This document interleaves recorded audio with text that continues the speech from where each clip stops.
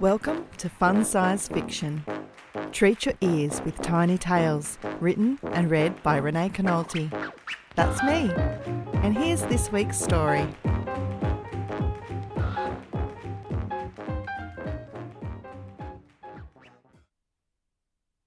Sing, sing, sing. Music poured through the car stereo. Big band swing and jump blues, Nadine's favourite playlist. Her brother teased her about her taste in music, but she didn't care. She preferred music from before she was born. Music from before her parents were born was even better. She belted out the lyrics, tapping the jazz rhythm on the steering wheel. The only thing that put her in a better mood than singing was dancing, but that was a little difficult in the car. She just needed to keep it together until she got there. Then she'd be fine. She'd never lose control in front of a crowd. That track ended and the next song began.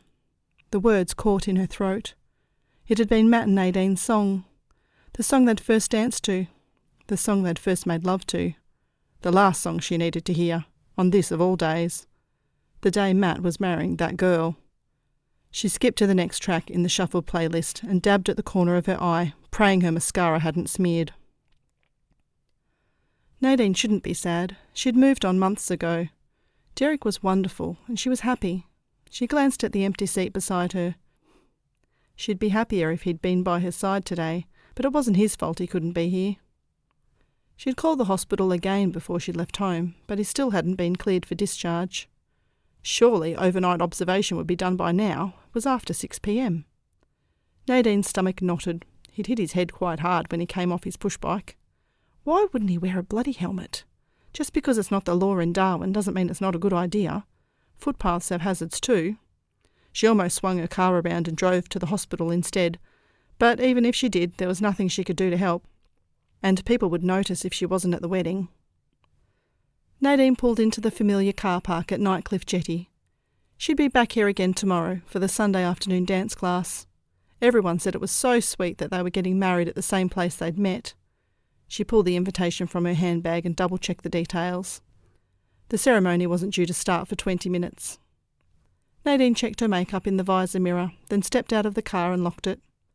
She wandered over to the concrete dance floor, where the swing dance classes were held, and stared across the water to the jetty. Big white bows surrounded the posts all the way along. They should be having the ceremony here, on the cracked concrete slab. This is where they'd really met. Where she'd met Matt too. A warm hand grasped hers. Am I too late? Nadiene smiled at Derek. You made it. I snuck out. Didn't want you to have to arrive alone. This was where she finally understood real love.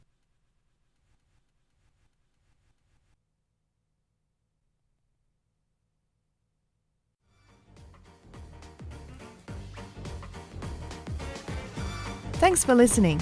If you enjoyed this story, hit subscribe so you don't miss my next Fun Size Fiction. You can find out more about me and my writing on my website, heysaidrenee.blogspot.com.